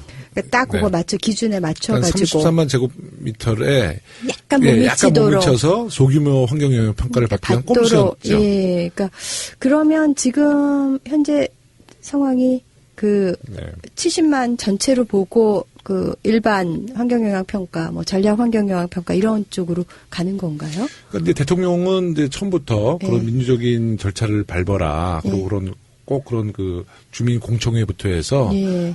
그게 사계절 현장 조사도 해야 그럼요. 되고 주민 의견 수렴도 해야 네. 돼서 적어도 1년 이상 걸리죠. 예, 제대로 된 환경영향 평가를 해야 그러니까 되는 원래 거죠. 어제 이제 강경화 후보 또 김동연 후보자가 이제 인사청문회가 있었죠. 어제 오늘은 이제 김희수 헌재소장 후보자의 청문회가 오늘까지 진행 중인 거죠. 지금 이 시간에도. 세 분 중에 가장 그 야당의 공격을 받은 분을 누구라고 생각하세요? 아무래도 강경화 후보가 아니었을까 싶은데요. 네. 사실 노출 기간이 너무 길었던 탓도 있는 것 같아요. 네네. 예, 네. 그러니까 좀 자신이 있어서 사실 일찍 발표를 하셨고 사실은 별 흠결이 없는 분인데 네. 워낙 물어뜯으니까 야당에서 네. 정말 참. 그러니까 이 야당의 전략이 이랬던 것 같아요. 결국은 이제 김상조 위원장한테 모든 집중되지 않았겠습니까? 그 이번 탄핵에 네. 저는 원인이 네. 저는 이게 정경유착이다. 네. 예. 정경유착의 이번 탄핵의 본질이다. 네, 이렇게 네. 생각하는데 이런 부분에 있어서 재벌개혁 음. 이런 것을 가장 힘있게 할 수 있는 후보, 예비 후보. 네. 이게 이제 김상조, 위원장 예비 이제 후보라고 그래야 되나요? 네, 네. 후보신데 아직까지는, 네. 이분이 이제 본격적으로 청문회를 거쳐서 공정거래위원장이 되시면 바로 탄핵의 본질이었던 우리 사회의 정경유착을 말끔하게 해소할 수 있는 유일한 적임자시거든요. 네. 그렇기 때문에 이제 야당은 재벌을 또는 기득권 사회 이 세력을 대변하고 보호하기 위해서 철저하게 막았는데 이거는 쉽지 않다. 김상조 위원장 맡기기 네. 쉽지 않다. 그래서 전략이 그러면 이거 흠집이라도 내자. 예? 흠집이라도 내자. 그래서 강경화 후보자가 흠집을 낼 게 더 많다. 이렇게 판단해서 아마 선회한 것 같아요. 네. 예? 네. 그래서 이런 것을 보고 참 이 전략이 눈에 보이는 거 아닙니까 야당에. 그렇죠. 어저께 예. 강경화 후보 청문회 혹시 보셨어요? 예, 뭐 일부는 봤습니다. 저는 굉장히 예. 또박또박 말씀도 잘하시고, 그렇죠. 예. 그 정말 많은 의혹에 대해서 해명이 잘 됐다고 생각하거든요. 예. 그런데 이제 김상조 위원장님은 그래도 예전에 참여연대에서 직접 이제 그 재벌들의 저격수라고 그랬잖아요. 그래서 그런 이제 그 어떤 공세와 공격에 잘 준비를 하셨던 분이고, 네. 강경화 우리 후보님은 여성인데다가 또 유엔 쪽에서 지금 활동을 하시잖아요. 그래서 야당의 공세에는 사실 많이 준비가 안 돼 있을 거라고요. 근데도 어저께 잘 예, 해명하시고 선방하셨다고 저는 선방하셨어요. 생각을 합니다. 예. 안타까운 부분이요. 네. 이게 우리 과연 외교를 지금 정말 이게 외교적으로 상당히 과제가 많은 지금 시기 아니겠어요? 네. 근데 이제 제가 그 과거에 이렇게 외교부를 이렇게 좀 보면 네. 다자회의 같은 데 가잖아요. 유럽이나 남미는 거의 로크 루소의 계보를 있는 철학자 수준들이에요. 예? 근데 이제 우리 외교를 이렇게 보면은 주로 프로토콜하고 언어 중심입니다. 네네. 예? 이게 이제 다 되는 사실상 외교의 본질인 국제 정치라든가 국제 경제에 대해서 그런 철학적 그 수준이 높지가 않아요. 그래서 과연 우리 외교가 그 국제 정치라든가 국제 경제에 대해서 얼만큼 역량이 있는 그 외교부 수장을 우리가 드릴 것이냐 이런 부분에 대해서 강력하게 고민하고 집중적으로 캐묻고 이래야 되는데 이게 본질이 아닌 부분에 대해서 너무나 이렇게 하다 보면 실제 그러면 우리 외교 역량을 높일 수 있는 과연 그런 외교부 수장이 누구냐 이런 거에 대해서는 단 한 번도 저는 청문회를 통해서 검증하거나 이런 걸 본 적이 없어요. 네. 예. 그 유엔에서 다자외교로 다져오신 분이잖아요. 그렇죠. 네. 물론 이제 다자외교랑 양자외교는 좀 다르다고 하지만 사실 야당에서 그분은 다자외교만 하던 분이라서 양자외교는 못한다 이런 얘기를 하는데 사실은 다자외교가 얼마나 힘든 거예요. 뭐 저는 또 양자외교 한 분은 다자외교 못한다고 또 디스할 거고. 예. 네. 근데 정말 그 현재 총체적인 난국이잖아요. 우리나라가 외교적으로. 근데 이 부드러운 카리스마를 지닌 이 강경화 후보가 정말 잘 그 부드럽게 풀어가실 것 같은데요. 뭐 언어적으로 뭐 통역이 항상 붙기는 하지만은 그 공식 행사에서는 근데 이렇게 언어도 유창하게 하시고 그 정말 그 세련된 매너와 뭐 우리나라의 어떤 국격을 보여줄 수 있는 분인 것 같은데요. 오늘 국민의당이 인사청문 보고서 채택도 지금 거부를 한 상태라서 네. 참 안타깝습니다. 이분이 그 일본군 위안부 피해자들께서 계신 그 남루메 집에도 방문을 하셨고, 그 할머님들께서도 이 지지선언을 하셨고, 사실 여성계에서도 굉장히 광범위하게 지지선언을 했었거든요. 참 잘 됐으면 좋겠습니다. 근데 지금 청와대에서는 고민이 굉장히 많겠어요. 그렇죠. 네. 야당은 이제 우리 얼굴을 좀 세우려면 하나 정도는 낙마시켜야 되는 거 아니냐 그러고 이제 길을 쓰고 나오는 건데요. 근데 야당이 국민 여론을 들어야지. 그렇죠. 네. 예. 벌써 까먹은 거죠. 네. 네. 그리고 지지율 더 떨어진다니까요. 근데 그래도 그나마 네. 그 소신 발언하는 분들이 좀 나와서요. 그 바른정당 김용태 의원이 네, 네. 오늘 아침 방송에 나와서 네. 이 유리천장을 뚫은 그런 네. 파격 인사로 지켜주자 이런 얘기들을 했거든요. 근데 이제 청문회가 이제 총리와 달리 이제 사실 외교부 장관은 그냥 임명하면 국회 되죠. 표결이 없잖아요. 네, 그러니까 그래서 대통령의 그냥 고민은 더 커질 수밖에 없을 것 같아요. 강행을 하셔도 되죠, 당연히. 그런데 이제 그랬을 경우는 이제 우리가 추경을 또 레버리지로 해서 또 다른 그 대여 강경 투쟁을 하겠다고 나오니까 이제 거기서 또 야당이 또 쓸 카드가 있는 거잖아요. 추경 발목 잡으면 되고 이런 식이니까 지금 근데 참 이 정도 쉽지 않을 것 되면 같습니다. 정말 반성하는 의미에서라도 좀 그 야당이 좀 반성하는 자세를 보여야 되는데. 예, 일단 이제 국무회의가 성립이 될 때까지 정도는 이제 서포트를 해줘야 되고요. 또 허니문 기간이라는 것도 있잖아요. 네. 야성을 발휘할 때 좀 이따 가서 하더라도 지금은 좀 통 크게 좀 협조를 해줬으면 좋겠습니다. 그러니까 뭐 치명적인 흠집이 있다 그러면 저희가 여당이지만 저희가 뭐 그렇다고 해서 뭐 보호하지는 않지 않습니까? 그렇죠. 우리 당 의원님들이. 근데 실제로 많은 부분이 해명됐음에도 불구하고 또 아주 위중한 시기에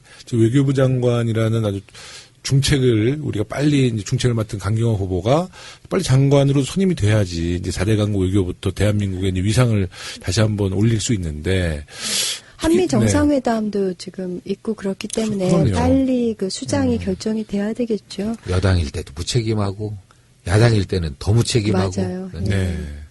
지금 또 최근에는 이제 청문회를 직접 보신 국민들이 청문회에 대한 문제 제기도 좀 하고 계세요. 청문회가 좀 너무 신상탈기고. 예, 좀 이제 어떤 좀 좋은 방향으로 좀 개선돼야 될 것 같은데 개선된 방향 혹시 생각해 보신 적 있으세요? 그래서 뭐 예전부터 뭐 미국식으로 하자. 그 신상에 대한 것, 개인적인 차원의 것들은 이제 비공개로 하고 네. 정책 검증만 공개로 하자. 그런 얘기들이 나왔는데 글쎄요. 인사청문회법 같은 거를 개정해야 되고 하는 문제죠. 네. 좀 그리고 그 청문회에 임하는 그 국회의원들 네. 이분들이 그 실제 업무에 대해서 그 깊은 관심이라든가 이해가 없지 않나라고 싶을 정도로 네. 그 외교부 장관이고 공정거래위원장이면 이런 일들을 해야 되는데 뭐 이런 걸 좀 본질적인 것을 물어봐야 되는데 네. 이제 그렇지 않단 말이에요. 네. 그래서 그 물론 이제 저 관료로서의 그 도덕성 네. 이제 이런 거 매우 중요하죠. 네. 그렇지만 그보다 더 중요한 것은 과연 이렇게 어려운 시기에 어려운 과제들이 산적해 있는데 이것들을 어떻게 풀어갈 것이냐라는 어떻게 저희 면접 보면 그 회사 같은 데 보면 압박 면접을 하잖아요. 네. 압박 면접. 이런 것들을 해도 지금 시원치 않을 판인데 이거 참 그런 것들은 탁 실종되고 맞아요. 정말 본질적이지 않은 그것도 정말 제가 이런 말 하면 좀 여당 의원으로서 좀 뭐 할 수 있겠습니다만은 뭐 그렇게 지나치지 않은 이런 부분들을 가지고 너무 이렇게 붙잡고 있으니까 이런 것들이 좀 안타깝죠. 예, 근데 김상조 그 후보자 청문회를 보면은 정말 이제 야당 의원들이 굉장히 비본질적인 지엽적인 것을 갖고 물고 늘어졌잖아요. 거기에 대해서 이제 딱딱 그 준비된 답변을 하시고 또 그분이 갖고 있는 어떤 정책적인 전문성 같은 게 돋보이는 사실 그래서 야당 의원들이 깔아준 것 같은 그렇죠. 저는 그런 생각이 들더라고요. 그냥 재벌개혁하면 이런 식이 안 된다. 안 돼. 왜 자꾸 재벌개혁 할 거냐 이렇게 물어보면서 논쟁을 하던가. 예. 그런 예. 쪽으로 좀 가야 될 텐데. 사실 김상조 후보 같은 경우는 뭐 사회이사도 그렇게 많은 요청을 받았는데 안 하고 뭐 강연료 같은 것도 네. 정말 본인 기준에 딱 맞춰서 거기까지만 받으시고 정말 자기 관리를 잘 해오신 분이잖아요. 근데 그 김관영 의원 국민의당에서 그 예일대 연수 갔던 거 스폰서가 누구냐 그러면서 굉장히 좀 집요하게 물고 늘어졌고 근데 그게 이제 다 제대로 밝혀졌고 그래서 김관영 의원이 또 문자 국민들의 문자 행동을 그 엄청나게 받고 이랬었죠. 그러니까 좀 반성을 해야 합니다. 네. 하여튼 청문회를 지켜보신 국민들께서 판단하실 문제라고 봅니다. 네. 이런 것도 좀 문제가 있을 수 있어요. 뭐냐면은 그 저희가 되게 이 짧은 시간에 이분에 대해서 검증하기 위해서 그 관계기관한테 자료를 요청하잖아요. 뭐 법무부, 네. 뭐 경찰청. 그러다 보니까 이제 의원들이 청문회를 할 때 그 후보자들에 대해서 소싱할 이런 부분들이 너무 약한 거예요. 네. 특히나 정책 검증을 하기 위해서 뭔가를 소싱할 데이터가 어찌 보면 많지 않은 거죠. 네. 그래서 이런 것들도 좀 쉽게 찾아낼 수 있는 그런 그 출처가 있으면 이런 걸 가지고 이제 또 자연스럽게 정책에 대한 검증도 할 수 있는데 그 다른 그 도덕적 검증을 하는 그 도덕적 검증은 관계기관의 자료를 계속 요구하면 나올 수 있는 거란 말이에요. 근데 이제 정책이라든가 이런 부분에 있어서 검증하기 위해서 자료를 소싱할 때는 어떻게 보면 조금 이것은 좀 노력하지 않으면 좀 불분명할 수도 있어요. 네. 그래서 이런 부분들에 대해서 그 데이터라든가 자료가 조금 쉽게 구할 수 있어야 되는데 네. 그렇지 못한 부분도 한계가 있다. 네. 이런 얘기도 하고 어저께 싶습니다. SNS 쪽 보니까 이제 그 외통위에서 강경화 후보에 대한 이제 청문회를 했잖아요. 근데 SNS 상에는 이제 자유한국당 의원님들 그 리스트가 쭉 있더라고요. 과연 당신들은 탈세, 탈루, 위장전입에 자유롭냐? 뭐 이런 SNS에 제가 쓴 거 아니에요. 네. 제가 쓴 거 아니고 이제 국민들이 이제 그렇게 또 이렇게 문제 제기를 하더라고요. 예. 아까 모두의 네. 그 황 의원님께서 이렇게 말씀하셨는데 이 네이밍 자체가 너무 이제 좀 그 심각하고 굉장히 그 부정적인 뉘앙스로 들리잖아요. 네. 그 5대 비리가 비리가 병역 면탈, 배제 원칙. 예, 배제 원칙. 부동산 투기, 세금 탈루, 위장 전입, 눈물 맞아요. 표절. 정말로 이 아주 사소한 비슷한 아주 마이너한 것인데 그냥 이런 이름을 붙여버리는 순간 그냥 위장전입, 네, 뭐 그렇죠. 병역 면탈 뭐 이렇게 붙여버리는 순간 위장전입 A급, 위장전입 B급 뭐 이래야 되는데. 네, 그런 순간 정말로 이건 정말 범법자처럼 이렇게 네, 느껴지는 맞습니다. 그런 엄청난 그런 그 표현들이라서요. 참. 그리고 어저께 그 청문회 보니까 김무성 의원이 안 보이더라고요. 근데 확인해 보니까 아프리카 출장을 갔대. 왜 안 나왔을까? 거기 노룩 청문회인가? 요새 이제 국민들로부터 비판받으니까 이제 그 예전에 벌써 이미 일정이 잡혀서 가방 한번 더 밀라고? 아프리카에 가셨다는데 아마 이번에 김무성 의원 이제 귀국할 때 많은 취재진들이 갈 것 같아요. 다시. 그때는 제가 볼 때 직접 들고 나오실 것 네. 같아요. 네, 청문회 이야기는 이제 여기서 마무리를 짓고요. 또 최근에 가장 또 핫한 이슈죠. 정말 말도 안 되는 얘기였지만 이제 사드 관련된 이야기입니다. 사드 추가 반입에 대한 보고 누락 사건. 네, 우리 일단은 위승호 국방부 정책실장의 주도로 문구가 삭제된 것을 이제 청와대가 확인했고요. 그 조사가 이제 발표됐는데요.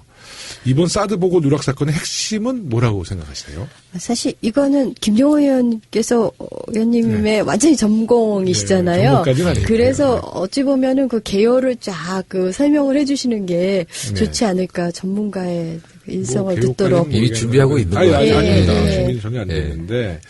이거 네. 우리 청취자께서 네. 대충 다 그 팔로우업을 하고 계신 네. 주제이기는 하지만 네. 그래도 간단 명료하게 한번 브리핑을 근데 해주시죠. 저는 사실 청와대 이번 조사가 조금 부족했든지 아니면 그래도 국방부의 체면을 좀 너무 살려준 것 같아요.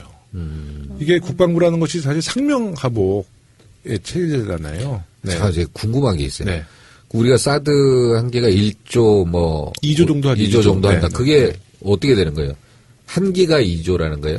한 포대가 지금 한 포대가 2조죠. 이제 6개 포대가 있거든요. 그러니까 예. 6기가 있거든요. 예. 그게 한 세트거든요. 한 예. 세트에 한 2조 합니다. 아. 네, 네. 이게 뭐 발사대랑 등등등 네, 이렇게 네, 다 네. 그 네, 세트. 엑스밴드 레이더 포함해서 그럼 이제 2기가 이제 들어간 거고 4기가 어디 네 들어와 개는 이제 있다는 외관에 거잖아요. 있죠. 외관. 네. 그럼 그게 다 캠프 합쳐서 캐롤이라는데. 2조. 네. 근데 이제 그 위승호 국방부 정책실장이 이제 주도를 했다고 그러는데 그 사실 그 위에는 한민국 국방부 장관 그리고 김관진 전 안보실장 있잖아요. 근데 김관진 전 안보실장이 어떻게 보면 가장 이제 대빵이고 그다음에 한민국 육사 선후배 관계니까. 근데 김관진 전 실장과 한민국 국방부 장관이 보고서를 몰랐다는 것도 정말 큰 문제예요. 알아도 문제야, 그거는. 근데 이제 그 위승호 국방부 정책실장으로 이제 어떻게 매립이 된 건데 지금 추가 조사 들어갔거든요. 근데 이 보고서 누락 문제는 저는 그렇게 봅니다. 첫 번째는 정말 당당하지 못했다. 그러니까 뭐 조직적인 은폐를 하기 위해서 저는 보고서 누락을 했다고 보고요. 그게 아니라 그러면 우리 문재인 정부를 인정하지 않았다는 거거든요. 네. 국군 통수권자로. 이거 정말 국기문란행위죠. 네, 그렇죠. 네. 그런데 이제 자유한국당에서 지금 공세를 하는 것은 이미 보도가 된 것이고 왜 대통령이나 청와대 관계자들이 사드 6기 들어왔다는 것, 한 포대가 6기인데 사드 포대가 들어왔다고 보도 나왔잖아요. 왜 그것을 인지하지 못했느냐. 무능한 거 아니냐라고 또 지금 공세를 펼치고 있어요. 그러니까 네. 보도가 나왔는데 그걸 대통령이 보도를 통해서 보고를 받아야 되는 그러니까요.